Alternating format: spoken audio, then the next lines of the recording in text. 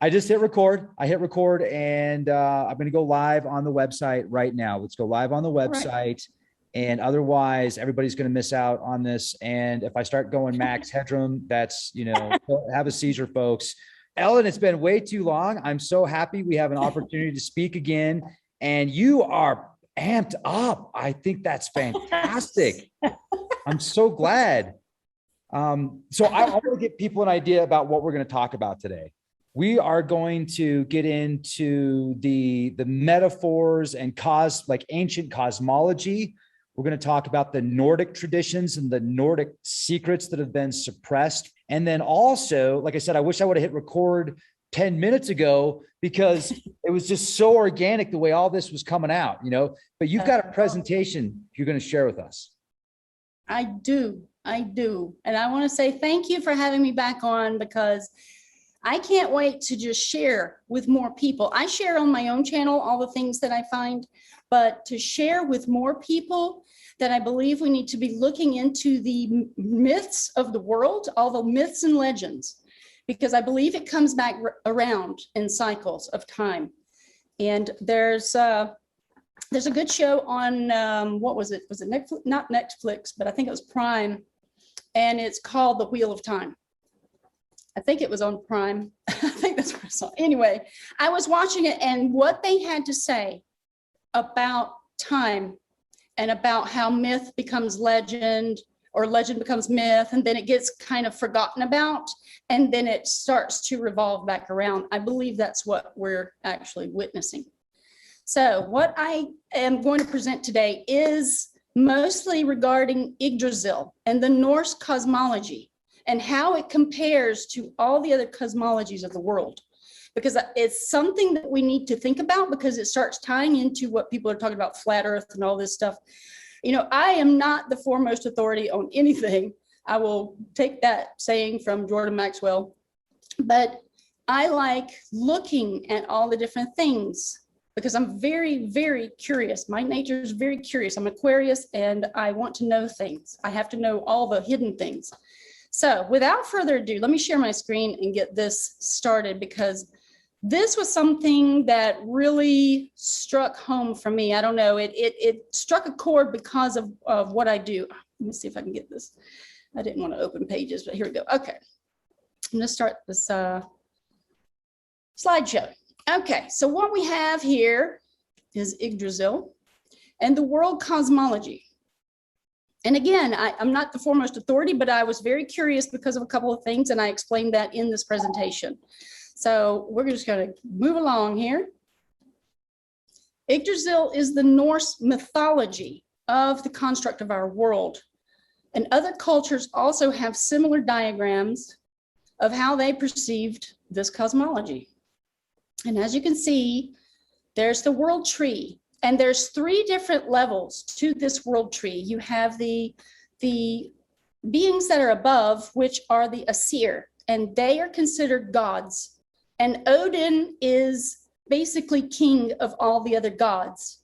But then you have Midgard, which is Middle Earth in Lord of the Rings. And then below you have the underworld, where there's some realms down there too. And we're just going to keep going. This is fascinating.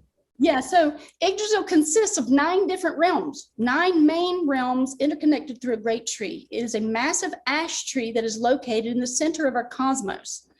Now, one thing I want to note about this photo before we move forward is in the middle of the tree where the land is of Midgard, you see a mountain.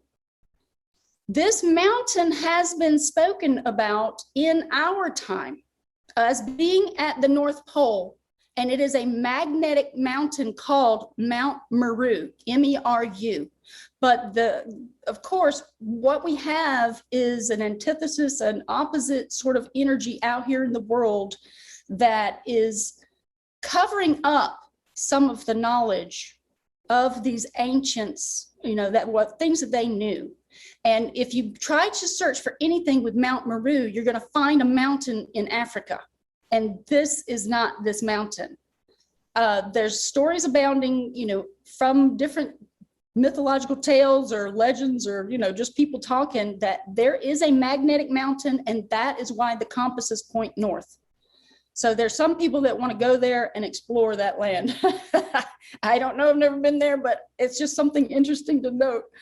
Okay, it's interesting to note that this design overlaps the tree of life pattern found in Kabbalah. Look at that. Isn't that fascinating? I found that highly interesting. I was like, okay. Because they say as above, so below. So all ancient cultures also have similar diagrams for the cosmology of our world. So we have Egypt, and then Asia. We have the Americas, which is Mayan and Incan, and Greek. We have all of the different places around the world, all the different cultures have their own version of what the cosmology truly is. That's why we're seeing this reemergence of flat Earth. People talking about flat Earth, not necessarily flat. It's not just a flat thing. I believe it's something more like bubbles of existence, like spheres, biospheres or something. It's hard to explain, but when you really dive into the ancient cosmologies and what the ancients had to say, they had a better handle on things, because we're dealing with a lot of deception in the world right now that has covered up the truth. They never taught us things like law in regular school. They never taught us astronomy or astrology or astrotheology. They never taught us the science of the stars or about ourselves. It was always just follow our orders and shut up and don't say anything, So here we go. The Inca and the Maya. Nothing and like it. Yeah, exactly. It's like pretty much. So the tribes of the Americas have a very similar ideal of what our world looked like. Now, why the Norse considered it a tree? I think they consider it a tree more because they know about the interconnectedness of all life. And that's how they saw it, was like, whatever you do to one person or one part of nature, you're actually doing it to yourself. So, and that's kind of what we're learning out here in the spiritual aspect of our world. So even the ancient philosophers had a similar concept of how our world was constructed. These are philosophers now. This is different. So we have Dante with his poem, and then we have Ptolemy, and we have Pythagoras. Why would all of these people? Can you describe these a little bit more for us? Well, these are also aspects of the human psyche and the energies. So as you can see with Dante, there is the firmament, which is set with the stars. And this was actually spoken about in the Encyclopedia Britannica until about, I think it was the 1960s, they removed it, the knowledge of the firmament. And so each aspect of the planets, the planetary aspects, are what makes us in a physical form. This is what I've been learning in astronomy and astrology. And so you have Jupiter and Mars and Venus and Saturn, they're all here in different levels in these different spheres, these circular rings around the center, which is again Middle Earth, which is Midgard.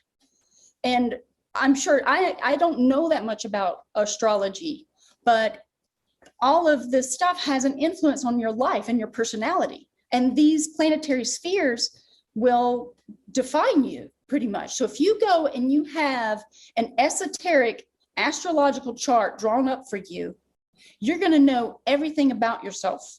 Like, to the T. I've only been learning a little bit, and I'm trying to teach myself mostly because I'm autodidactic. But I've learned so much just in learning my birth chart, that I'm double Aquarius. That's why I do some of the things that I do. That's why I feel passionate about bringing out truth to the world. But it goes much, much deeper. As I've progressed through things like the hypnosis sessions that I do, that I perform on people, and then I've had done to myself. I just helped a friend get one of her sessions in because she just took the class and she's not able to charge people yet. So she has to do a bunch of free ones.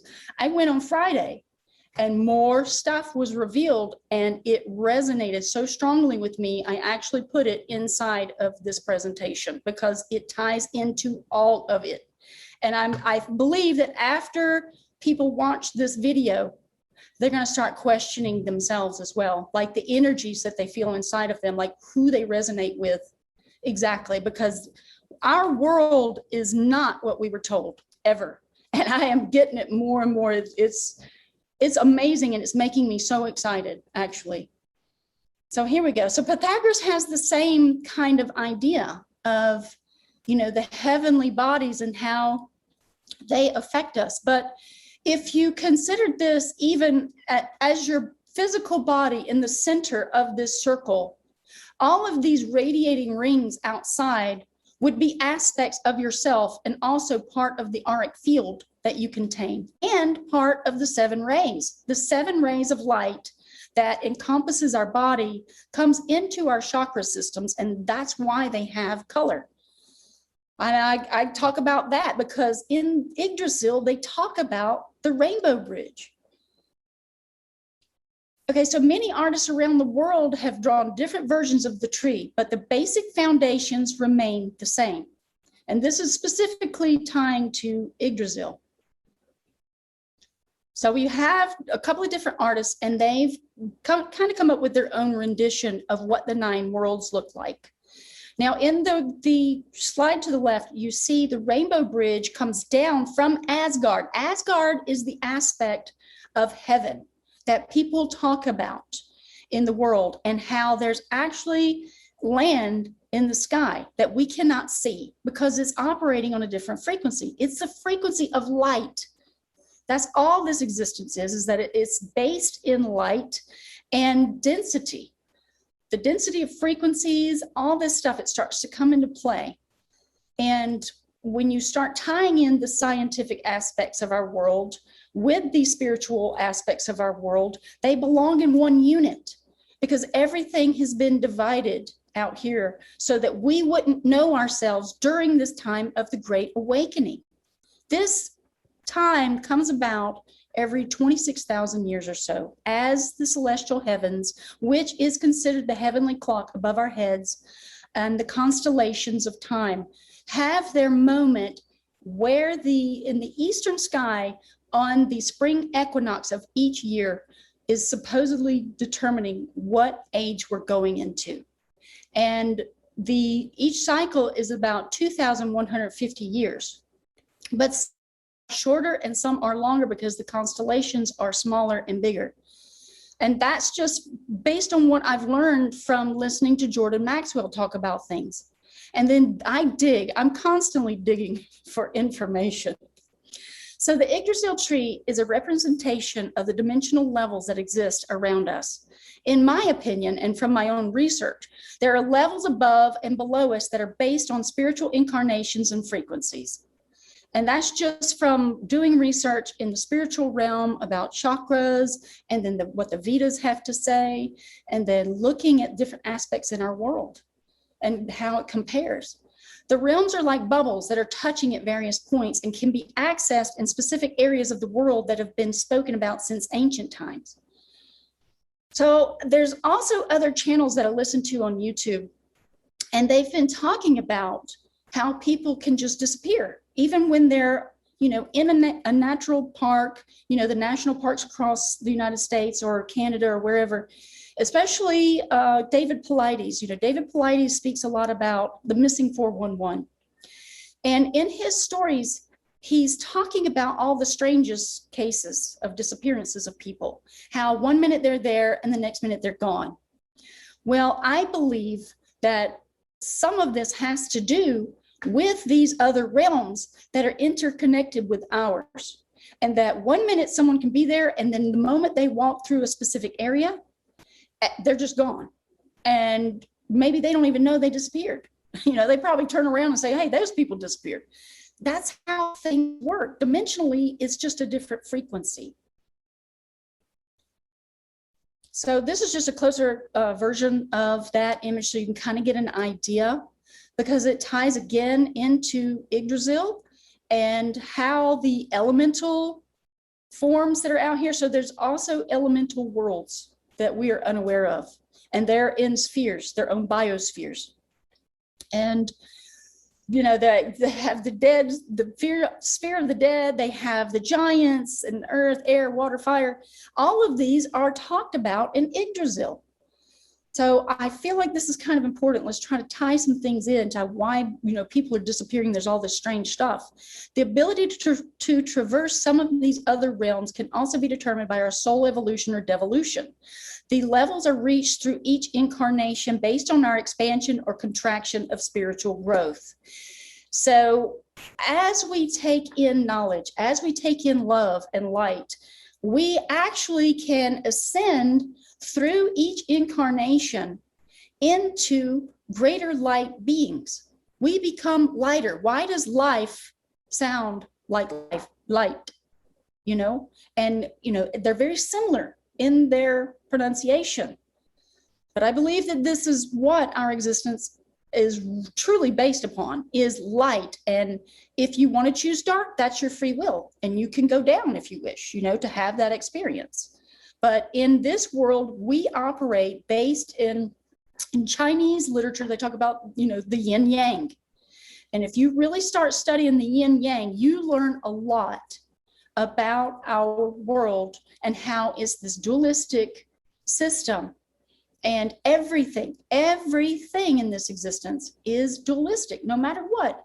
There's a dark aspect and a light aspect. There's a cold aspect and a warm aspect. You know, it's this duality. And that was something that I presented in another presentation in one of my classes that I teach. So we evolve not only in physical form, but as souls that progress through the challenges of experiencing a physical body. Each challenge presents us with an opportunity to grow exponentially if we choose. We have free will, so we can do whatever we wish. And that's the soul's prerogative. We have an opportunity to experience free will. Our will, which is our intention, coupled with our imagination and emotion. Emotion is the key. That's the electromagnetic energy. That's what creates the experience that we desire to have, whether it's positive or negative, you know, the different polarities. Based on my experiences with Dolores Cannon's QHHT, which is a past life regression technique, some of us came here from various realms to help during this version of Ragnarok. It is not the final battle of all time, but the final battle for the darkness that has been dominating our world for a few thousand years now. And my suspicion is that when we were living the age of Aries, Aries is the crown chakra in astrotheology and how it pertains to the body. Once we reach the highest point in our progression of soul and, you know, mind evolution, it then crashes back down to the 2 feet. The 2 feet are representative of Pisces, the 2 fish. And again, I don't have that in this presentation about how it relates to the body parts and stuff, but people can go and look this stuff up. When you find an astrological chart that shows the different ages, and then it correlates it to, there'll be a human body that is curved in a circle. That is how you can start learning more about what I'm speaking about. So one important thing to note regarding the images used in Norse cosmology are the eagle and the serpent or worm, which are found in flags and world symbolism to this day. Very important, I feel like. That symbology is very important. All the symbols that are being used out here in the world, they're telling us something without speaking, but you have to know the symbols. And so I was really a fan of Jordan Maxwell's work, and listening to his stuff really taught me a lot about the aspects, the hidden aspects of our world. So we have the eagle, and the eagle is unnamed.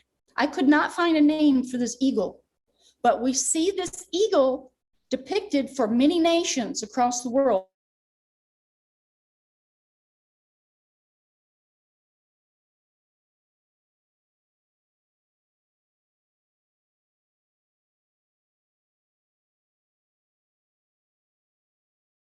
Here's some of the flags. I didn't want to get too much into the flags, but we have Russia, Serbia, Albania, and Mexico. There's a bunch, a lot more. So digging for this flag symbolism led me to find this realization. This, again, one thing leads to another. Whenever I go down these trails, it really starts to open up even more and connect more of this puzzle that we're trying to solve right now. The staff of Hermes, aka the caduceus, symbolizes the energetic channels of the human body in complete health. Why does the rod of Asclepius leave out the other snake or energy channel? This is Asclepius. They use this, you know, on ambulances and medical stuff. The rod of Asclepius has only one snake. Asclepius was the son of Apollo. The temple of Apollo, also called Apollyon, Abaddon, was the abyss or bottomless pit. What conditions and experiences are we seeing with the medical industry today? We've seen a lot of questionable things, so that's why I wanted to put this in here. Also, the clockwise winding of the snake up the rod symbolizes bringing in or harnessing energy. What kind of energy is it bringing in? I learned this based on Native American practice, that anything clockwise pulls in energy. Anything counterclockwise pushes out energy. And I have used this energy, this idea, with a crystal to close portals in someone's house that were not good. And this woman could feel these portals. I could not feel the portals. I used dowsing rods to find them. After she said, you know, over here and over here, I was like, let me just try with the dowsing rods. And absolutely, they crossed at these points where she said. So I released this energy with the crystal and I tested that area with the dowsing rods, and the dowsing rods did not cross. So then I was like, okay, how is this happening? How is this portal continuing to open in this woman's house? And I walked into her bathroom and I'm looking around, and all of a sudden I turned to the mirror, and it struck me that it was the mirror. And I looked behind me, there was another mirror. So it was like a trap of energy. And she had talked to me and told me this story about how she had one of her coworkers come over to her house, and her coworker, you know, had come around and touched her things, and you didn't have a problem with her. It was just, you know, she hung out, and when she left is when all this stuff started to happen. So I was like, okay, that's weird, but I'm weird. So I said, I know some things, I've been learning some things, picking some stuff up. Let me see what I can do. Because she called me. She was in desperation. She's like, look, I can usually close these things myself, but this thing keeps opening. So I went there and I did that. I closed them down using a method that was taught by Marcel Vogel about pushing out energy. And I tell you, it worked and it stayed. Like the portals didn't open again. So that was just a quick little plug for that experience. Weird experiences happened to me. Let me jump in real quick on that. Let's go back to sure. that. So a couple of days ago, I had an incredible interview. Go back to the one where this other one? The medical symbol here. This makes me think so much of the Kundalini rising. Mm-hmm. And so she wrote a book called The Other Goddess. She has a name that I want to read it again so I don't say it wrong. And what she brought up is when she had her Kundalini experience, like she literally felt like something was going up her spine. And yes. She doesn't, like, we talked about what it is. Is it another being? Is it your higher self? Is it your connection to higher self? And there's so many thoughts and opinions on what it actually is, but it is something very powerful. Yes, it is. And I have something to say about that. So this staff of Hermes is the Kundalini that rises up the spine. So there's two channels of energy that flow through the body. One flows up, one flows down. So, and that the column is the spinal column and the spinal fluid that's there. And the wings are symbolic of the awakening and the pineal, which is at the top. And I've just learned a new method. I'm actually practicing, I'm learning this stuff right now. I've had a Kundalini awakening kind of experience from taking Kundalini yoga. When you practice Kundalini yoga, you are practicing the fire path and you're activating the dormant aspects within yourself, and it is energetic. But what it does is it ignites the fire, and fire comes down from below and rises to the crown chakra. And all these gurus online will warn you, if you're not ready, if you're not openly aware about all these different aspects, you know, the hidden things in the world, and you're just somebody who's playing with Kundalini and you don't know nothing, you can probably lose your mind, because it will take you to an alternate reality where you're just going to, you know, you're not going to be mentally prepared, and it can break your mind, and you can end up in like the psych ward, because you're just not used to the spirit realm. You're not used to traversing out of body, or, you know, some of that stuff. But if you're someone who's grounded and you've done a lot of research and you start these practices, you can absolutely have a very lucid spiritual experience. My experience was, I took Kundalini at an official place for like a month, but I was also full body earthing. I was eating very well. I was sun gazing. What is full body earthing? That's basically taking off your clothes and just laying completely on the ground, you know? Hello. Just lay down on the ground naked. Rolling around the floor naked. Just being, you know, part of the earth. That's cool. But I have a pretty private area, so I'm just like, I just want to be with nature. I want to get some sun and want to, you know, and I would sun gaze. I would set my clock for the time that the sun was going to set, and I would go and sit and watch the sun go down. And it starts to reactivate the pineal gland and all of the dormant abilities within you, basically. So what I've learned more recently is about the practice of Taoism. They call it Tao, but there's a method called the Kunlun method, and it is the water path. And they practicing path, which is fire path, and water path together, because they said what happens is the fire rises from below, and it's very active because you're having to do all these movements and breath work to raise the fire and Kundalini within you. But the Taoist water path comes from above, and it flows down into the body and encompasses your body.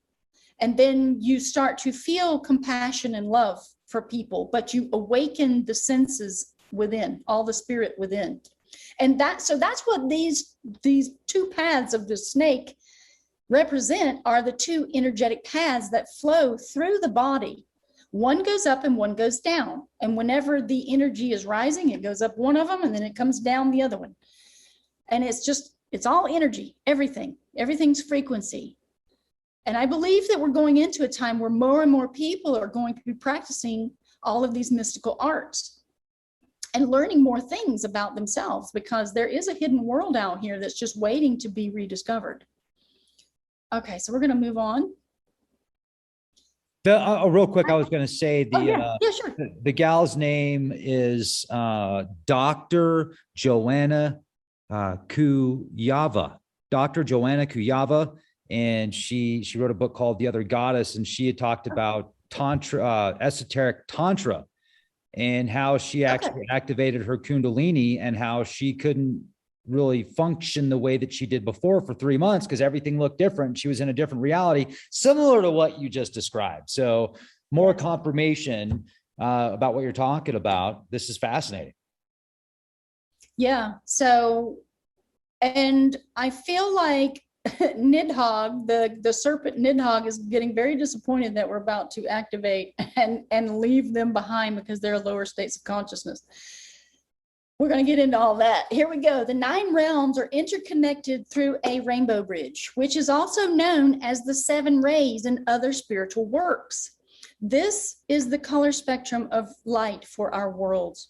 This spectrum also coincides with the colors of the chakras in the body. The 9 realms are interconnected through a rainbow bridge, which is also known as the 7 rays. Yeah, okay. Sorry, it's just the same thing, basically. As you can see in this image, we have all of the 7 chakras, which are the 7 rays of light. And what have we been doing out here in the world? A lot of people have been in survival mode, you know, chasing a piece of paper, chasing a dollar, fearful of losing their job, fearful of this and fearful of that. So that's holding us back from igniting all of these different chakras and reaching the crown chakra. So there's energy blocks in humanity, in all of humanity, from different experiences, you know, traumas. There's been so much pain and doubt and fear.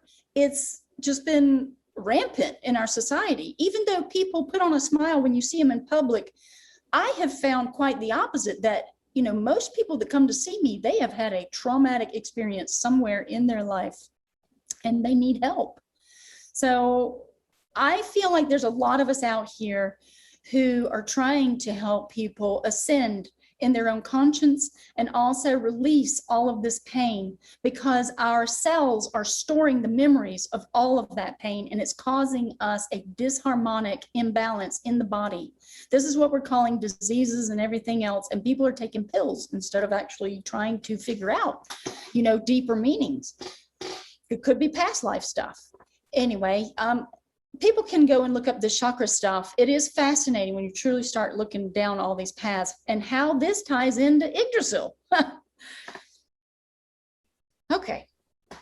The rainbow bridge in this image depicts only a fractional ribbon of what encompasses absolutely everything in our known existence.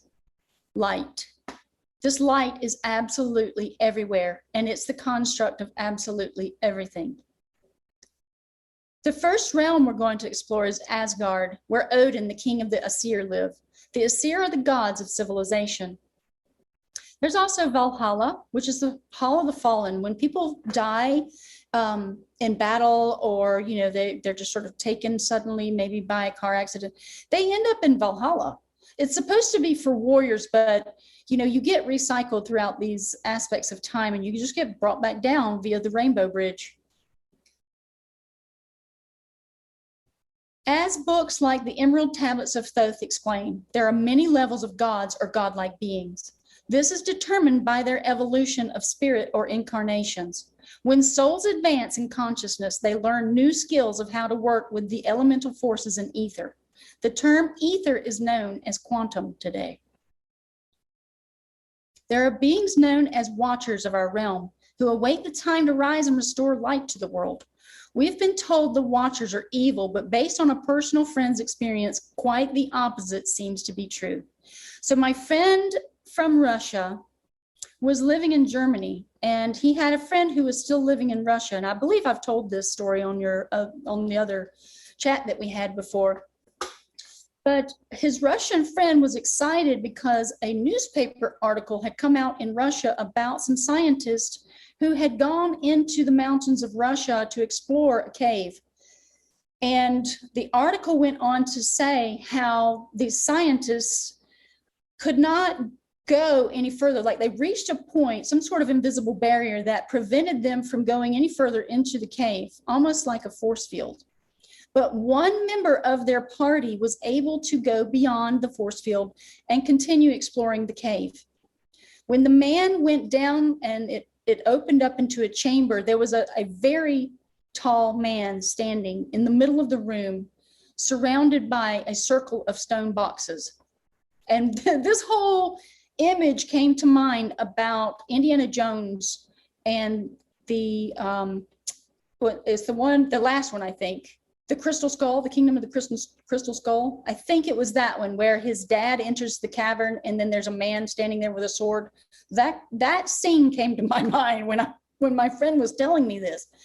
So the human man walked up to this giant basically and was like, "Well, who are you?" And the giant telepathically communicated with him that they were the watchers and that they were there for when the time, you eyes and with the world. Like, well, what are all these stone boxes? He was confused still, but the stone boxes were the other watchers that were sleeping. And they basically go into a deep meditation, and they have higher facilities than us because we are just running around like little children. You know, preschool or something. We're trying to figure out what this world's about. But these people have evolved in their level of consciousness, and they watch over this realm and all realms. And that you can kind of compare this to what they do in Tibet. What are they doing all the time? They're meditating all the time. So in this world, this construct that we call Earth, we have all levels of consciousness. We have everything from, you know, remote tribes who have zero contact with the rest of the world, all the way up to places like the Tibetan monks, where they can achieve a rainbow body and actually leave this realm if they choose. That's consciousness.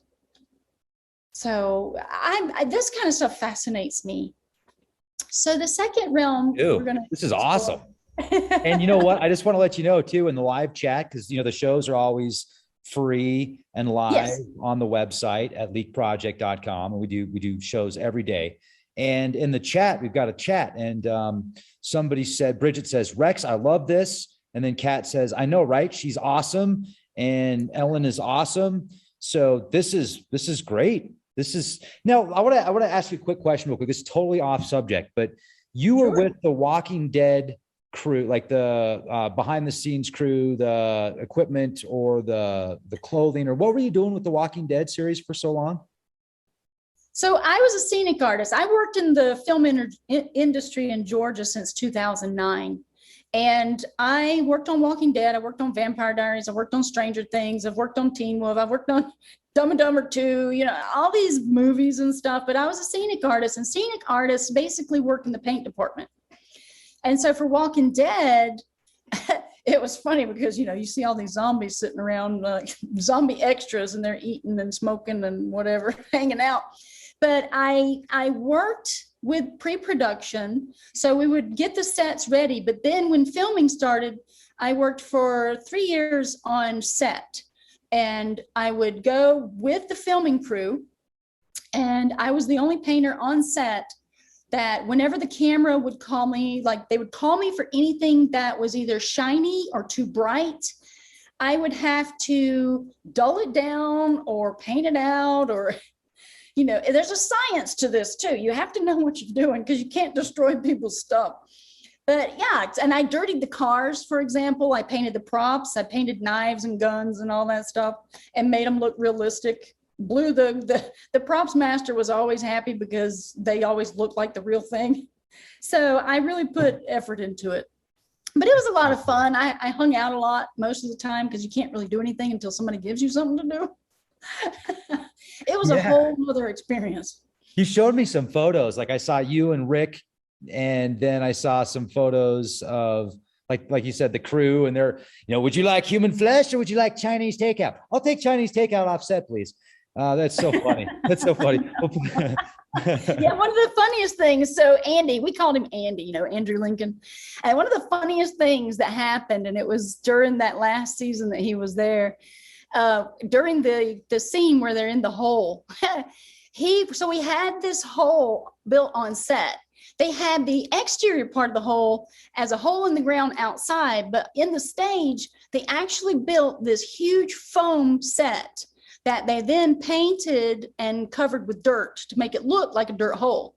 So they've got him up on this line, and he was up higher than me. And there was a part of the foam that became exposed that I couldn't reach, and he was dangling from this wire. So I said, hey, look, can you fix that? I handed him the brush. It's for him to fix, you know, the thing. And, you know, basically he was doing my job for me. And I said, re-rate, you're going to get paid less and I'm going to get paid more. Give me his paycheck. It was fun, you know? Yeah. That's that just kind of puts into perspective, you know, we're all people, you know, there's some really cool people in the entertainment industry. And what an awesome experience to have for so many years in the industry. You're an incredible artist. Thanks. Yeah. Thanks. No, I've just been on this trail. I flow with synchronicity, whatever comes my way. And I've had some great opportunities. And I'm very thankful for it all, Right on. Right on. Well, please I'm thankful continue. for I this didn't mean to throw out that monkey wrench on you there. I was like out of the blue there. Squirrel. Listen, there's a squirrel of Yggdrasil. I didn't really put him in here, but there's a squirrel that runs up and down the Yggdrasil tree, and he shares insults. He loves to give the insults out to both Odin and Nidog, the serpent. He runs up and down the tree and he just tells them all these insults and stuff about each other. It's so stupid. I'm like, where in the world did that come from? It sounds like a kind of a Loki thing to me, but I don't know. Yeah, Loki's my favorite.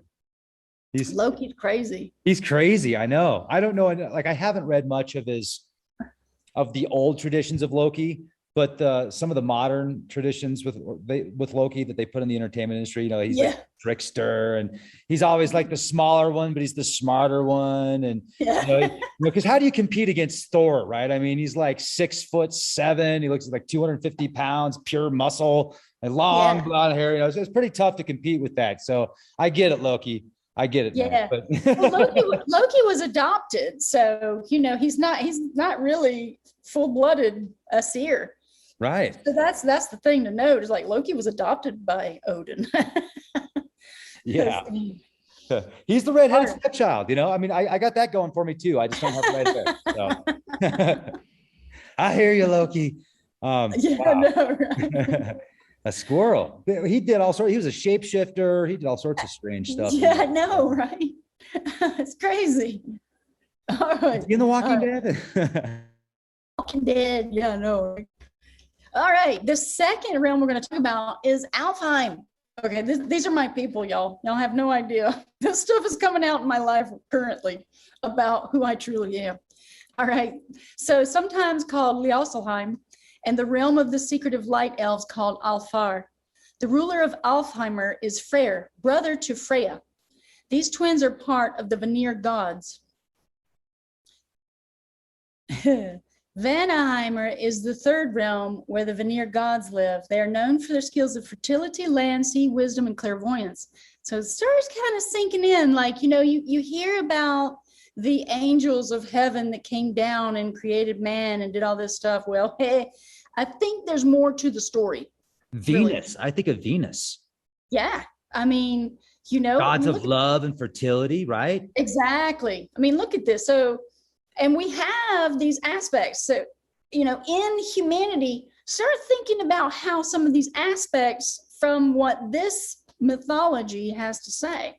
Do some introspection. That's what I'm asking people to do. Like, how does this might tie into your world and your personality? So Midgard is our home, also known as Earth. It is surrounded by a giant serpent which guards this realm. This serpent is also represented as the Ouroboros. We see this thing time and time again. What does it mean? I don't really know, but the Midgard serpent was thrown down from heaven by Odin. And Loki was the one who gave birth to this Midgard serpent because he mated with this other goddess. You got to see this. So Midgard is the fourth realm where humans live. The realm is surrounded by ocean and a large serpent named Jormungandr, who is the progeny of Loki and the giantess Angerboda. Jormungandr was thrown into the Midgard Ocean by Odin. The serpent into the sea. And what do we hear? We hear about Leviathan, the Leviathan in mythology. I don't know if anybody's ever seen it, but Oh yeah, and there's so much symbology to Enki here and the serpent. Yes. I'm thinking of cosmic plasma sheaths that actually literally do surround the earth, that cosmic web. I mean, this is fascinating.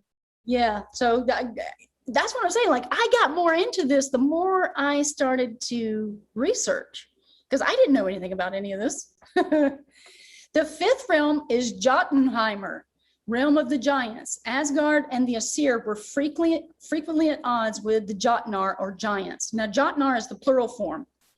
or Jotun is the singular form. So yeah, these are more like the earthly giants, like they're earthen. You know, these are probably rock giants and things of that nature. We get into there's fire giants and also ice giants.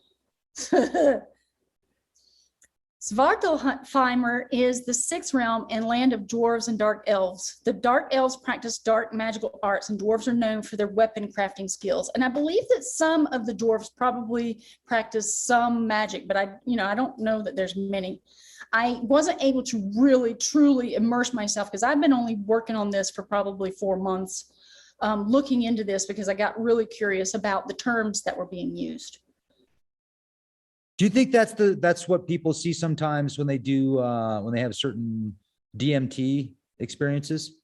It could be. It could be the dwarves underground. Like maybe they're somehow going into the earth. I mean, I really don't know. There's so many different planes of existence. It's hard to truly know unless you've been there and you can kind of compare notes with all of these mythologies and all the things around the world. Okay, so the seventh realm is Helheimer, realm of darkness in the underworld. This land is ruled by Hel, H-E-L, goddess of the dead.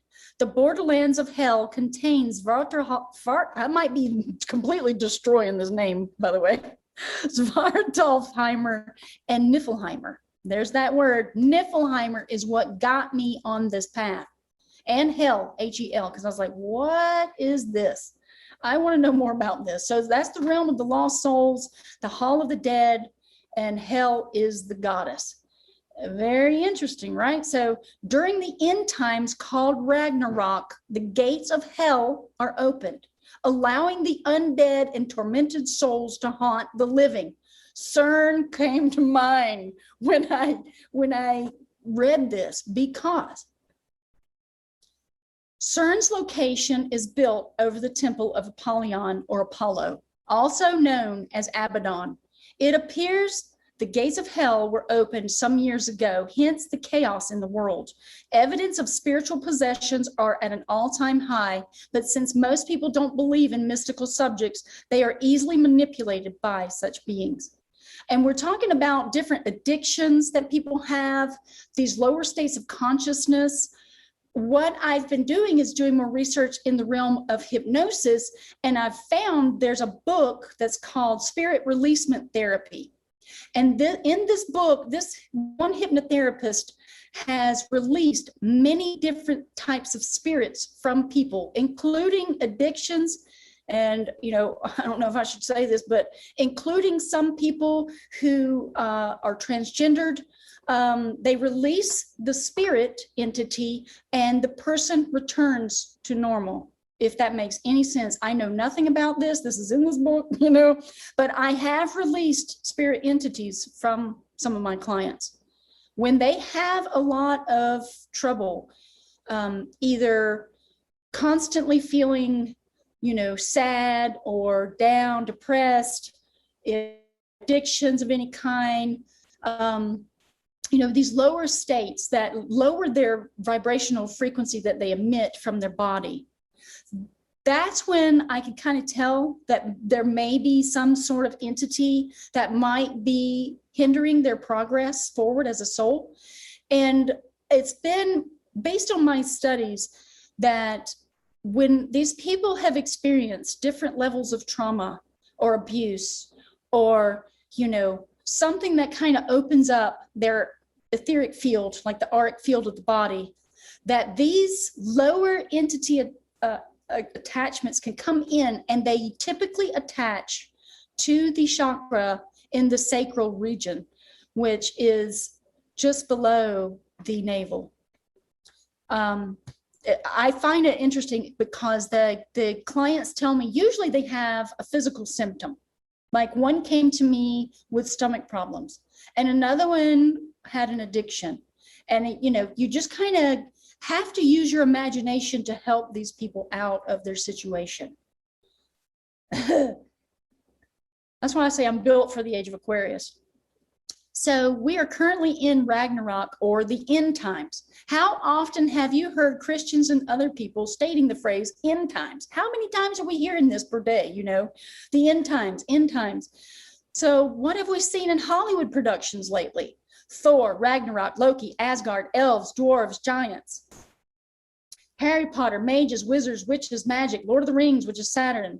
The list is extensive.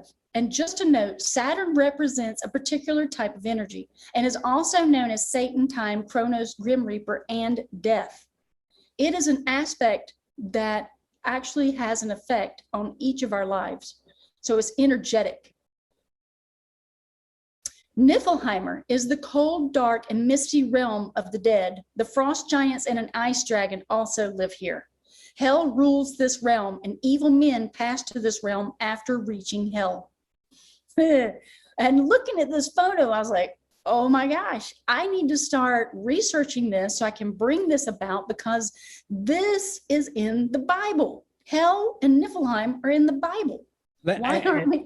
And I'm so sorry to interrupt, but I just want to add to this because I think it's really important. And it would make, I've heard a lot of people that are Christian and have certain beliefs say things along the lines of the Nephilim a demon is a Nephilim in a specific,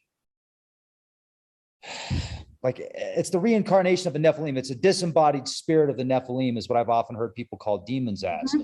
And so I'm wondering if they got that terminology originally, or maybe, 1,000 years ago, 2,000 years ago, the Christianity mindset, if they adopted it from this right here. Yes. I'm going to say yes to that, because so based on what I've been learning from other people's research, and then, going down all these trails and people presenting the evidence that they find regarding the Bible and different books, apparently the Bible, and people are going to scoff at me for saying this, but the Bible was edited heavily, and that the original Bible, that it was actually, there was an original Bible that was out of the Celtic traditions. And it was a book of magic, just like the Torah is. The Torah is actually a book of magic, but people don't know about that, at least average people. All of these books are teaching people things, but most people, today, they don't believe in the mystical realm that is all around us. Until they have an actual tangible experience, nobody's going to believe any of this stuff. But that's okay, because we're each on different levels of comprehension of what we want to experience in this reality. And I just have to say to people, just keep your mind open to new possibilities, because the new possibilities are on their way, and they're going to be proving to us beyond a shadow of a doubt that all of these things that people are pooling together into the collective consciousness are absolutely true. All of these things are based in truth, but how much is there, to relearn? Because that's basically what we're going through right now, is a reemergence of the spirit in humanity to know who they truly are and to remember the past. And I help people with this, QHHT. Through QHHT, I have been able to help so many people, including myself. And the more I experience, not only with giving someone a session, but having a session done myself, it expands my consciousness into this reality and into other worlds that are all around us. So I encourage people to just reach higher for the truth. Just keep going. But you don't even have to believe me. I can only, present things for people to consider. So Encyclopedia Britannica states, hell was the original name of the world of the dead and later came to mean the goddess of death. Hel was one of the children born of the trickster god Loki, and her kingdom was said to have been located downward and northward. It was called Niflheimer, or World of Darkness, and was divided into several sections. They only talk about one of the sections. One of the sections was, sorry, my little box is in the way, was Nastrond, the shore of corpses. There stood a castle facing north. It was filled with the venom of serpents, in which murderers, adulterers, and perjurers suffered torment, while the dragon Nidog sucked the blood from their bodies. Those who died in battle did not go to hell, but instead to Odin in Valhalla, the hall of the slain. Yeah, the honored dead go up to Valhalla, and then the others come here to hell. Nidog is the name of the serpent that gnaws at the roots of the great tree. The tree of life represents life for all of the 9 realms. But Nidog is the arch nemesis of the Aesir and Odin, and will never cease at his attempts to destroy the world. Is this representative of Nidog? Because these things don't have legs to stand on, but they have 2 arms. Let me go back. Just look at this. Look at this thing. Kinda. I mean, that looks like a Chinese dragon. Then this. What is that? Is that an Archon or is that a Nidog? I don't know. But that is in Oslo, Norway at Frogner Park. And I've covered that on my channel. They have these weird statues. I'm like, that doesn't make any sense. Why would somebody put that up? Niflheimer and Hel of Yggdrasil were the reasons why I wanted to share the Norse cosmology with people. The terms sound very much like Nephilim and Hel of the Bible. And since the realms are associated with spirits and giants, I felt compelled to bring Yggdrasil back into the collective consciousness. Could this be why the giant bones around the world have been hidden away? And why have we seen so many addictions to so many things that are bringing chaos into the lives of humanity by spirits?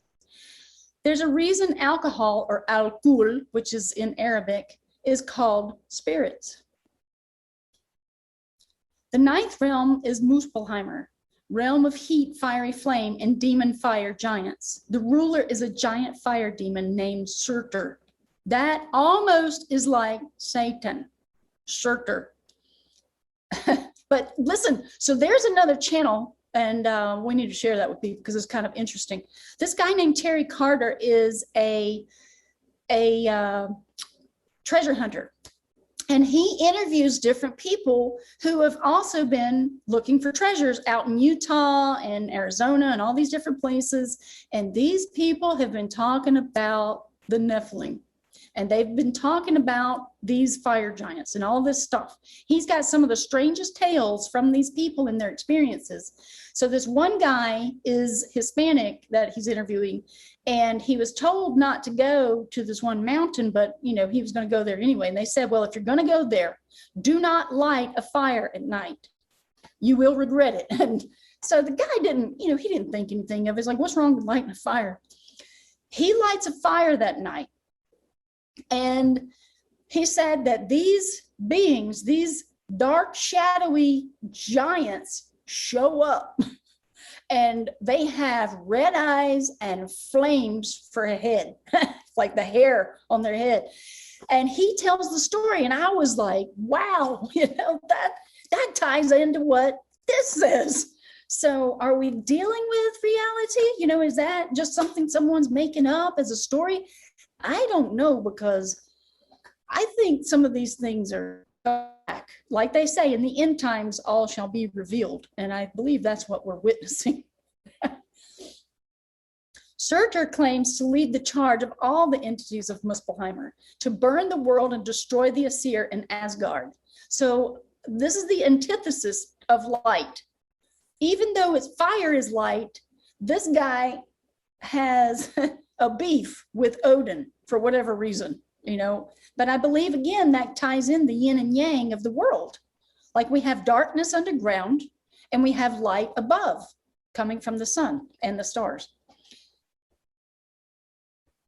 Each of the 9 realms consists of a different race of beings, evidence of which can be found throughout Midgard. The interbreeding of different races can be found within the various characteristics of human forms. Human genetics contain evidence of the other realms. How many representations of the 9 realms have you encountered in your lifetime? I'm asking this question outwardly because I have found some answers within myself as comparing myself with some of these realms and some of the aspects of what this presentation is about. Have you ever seen a ghost? Have you ever heard about a ghost? Have you ever experienced ghostly activity? You know, that's the spirit realm. and, you know, entity attachments and all these things out here. Our world is much bigger than we were ever told. Have you experienced a haunted house? These are all newspaper articles, you know, people hear about this stuff all the time. People love haunted houses that, you know, we make for fun. Ghost haunts house on Warren. Something touched me and I woke up. Yeah, that happens to people all the time. Have you ever seen this? 6 fingers and 6 toes are said to be from the DNA of giants. I'd say that's pretty much evidence that this Yggdrasil information is true. How about 2 rows of teeth? I have a friend who had 2 rows of teeth and they extracted them from her at an early age. She also had something weird with the way her internal organs were, and they operated on her when she was young, and she didn't even know what it was because she was too young to know. I think that's weird. And why do they take the tonsils out of kids, you know, sometimes, even if they're not, you know, having problems?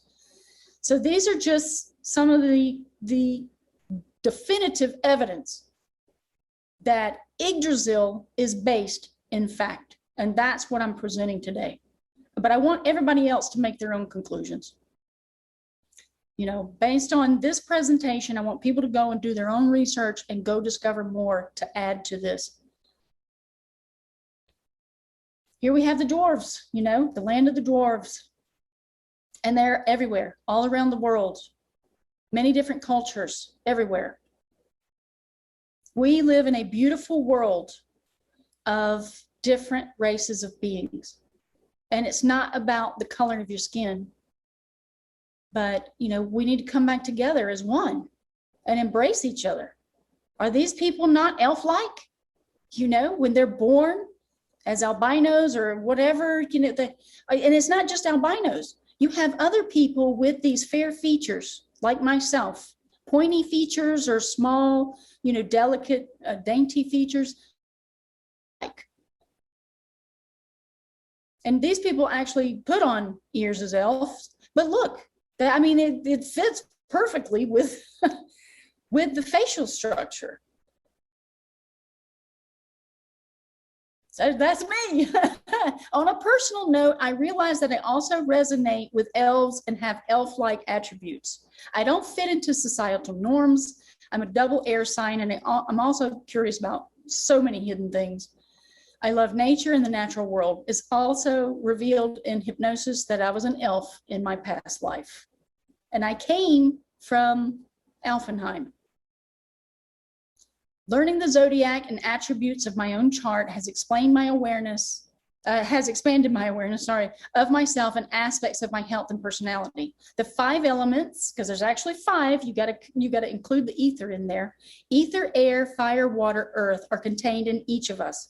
And when we learn more about our birth chart, we can learn about our dominant element and how it makes us tick and which foods can help us heal. And this is kind of what's helped me along to comprehend, you know, that being an air sign, I actually work well with fire. And if I eat spicy foods, I find that it brings my health up. So that's just a small aspect of things that I'm learning. Who are you inside? What era, epoch, timeline, or being do you resonate with? What attributes do you have? This is introspection. Do you know who you really are inside? Dig deeper. Question everything. And welcome to the age of Aquarius. So that's kind of it, you know, I just wanted to put that out there for possibilities. That was a great presentation. That was fantastic. Thank you. Yeah, you're welcome. No, I mean, I have been on this quest, and each one of us are, of knowing yourself fully, you know, to the point of where did I really come from? Why am I here in this existence? That's the number one question everybody has. Like, why am I here? What's my purpose? When they come for QHHT session, they always want to know what their purpose is. Well, the purpose is always, the answer always is you're here to help in some way. And there's just different aspects of people that sometimes just energetically, just their personality, just their love or their energy is all they came here for. And then there's other people who came, like myself, to assist in the Great Awakening and to dig for all these things in the world. Because I tell you, Rex, there was a point in time I never wanted to be on camera. I was like, no, no, no, no. I'll be behind the camera, but I never, no, that's not me. But my higher self, my intuition, my inner drive, my soul was like, you got to get on camera and you got to start talking about this stuff, because I find all the craziest things in the world that are just fascinating to me.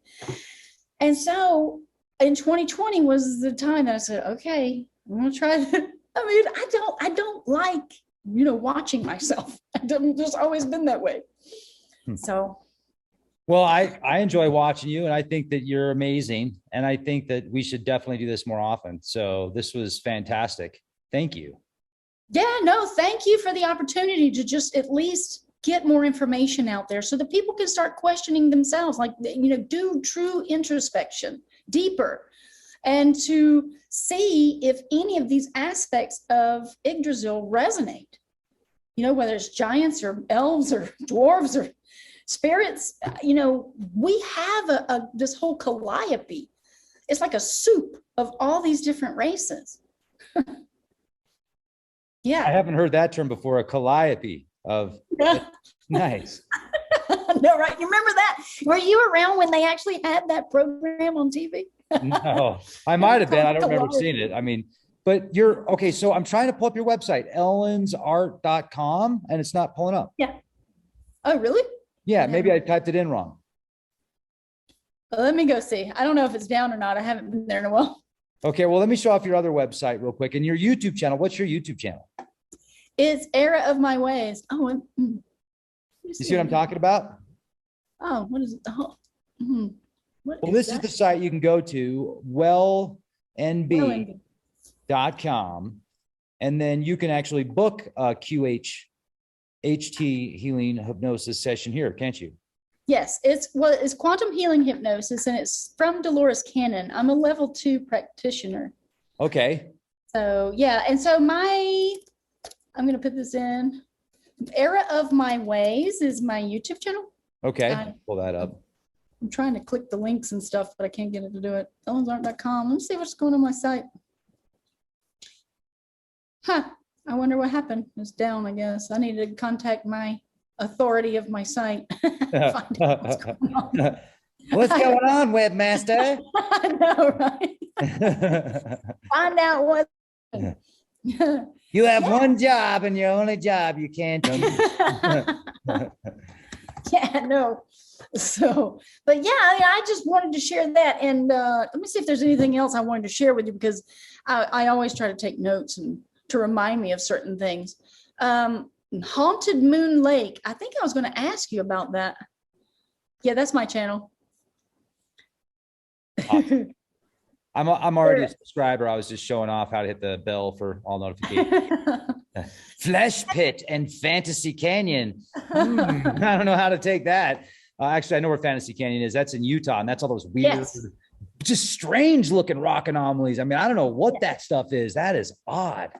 Yeah, so I actually talked about that because I was looking at some stuff, and I found Fantasy Canyon like a couple of years ago, just looking. I'm like, okay, that looks like it's melted.